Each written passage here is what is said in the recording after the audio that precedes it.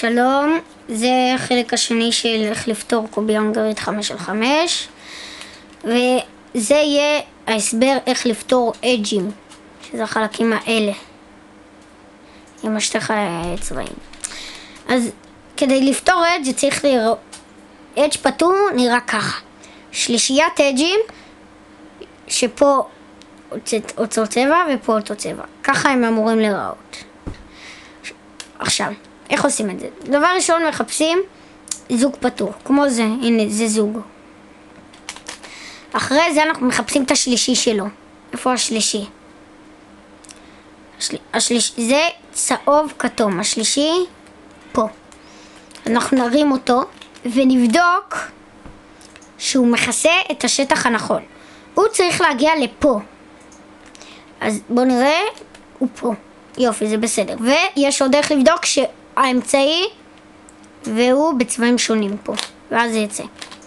עכשיו, מה שאנחנו עושים, מאחדים אותם לשלישייה, נחליף אותם באחד אחר, בשלישייה שהיא לא פתורה, כמו זה, הנה אנחנו מרימים, מחליפים, מורידים, ונחזיר כדי שהסנטרים לא ייפגעו. ויש לנו את השלישייה, והנה השלישייה שהייתה פתורה מראש. עכשיו מחפשים עוד זוג פתור.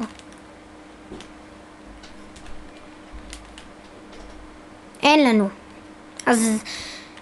אז במצב הזה שהן פשוט סתם בוחרים חלק מרכזי, נגיד את זה אדום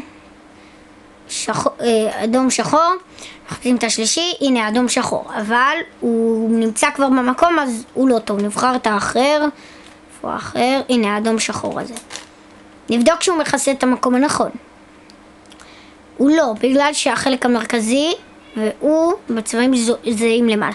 אז איך הופכים אותו? אנחנו נוציא אותו, נזיז לפה, נסובב את החלק הזה ונחזיר. ועכשיו צבעים שלו ושלו נגדיים, שונים. אז מאחדים אותם, מחליפים אותם באחד לא פתור ומחזירים.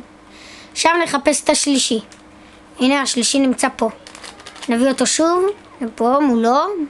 נראה, הוא מכסה את המקום הנכון. גם רואים ששני אלה שונים. נאחד, נחליף באחד שהוא לא פתור ונחזיר. ככה בעצם אתם עושים עם כל החלקים, חוץ מהשתיים האחרונים. לשתיים האחרונים יש שיטה שונה שבעצם אי אפשר לעשות אותם בגלל שיש חלק אחד לא פתור פה, חלק אחד לא פתור פה. כל השאר פתורים, אמורים לאחד אותם ולהחליף אותם באחד אחר לא פתור. אבל אין אחד אחר לא פתור, כי אחד פה, אחד פה.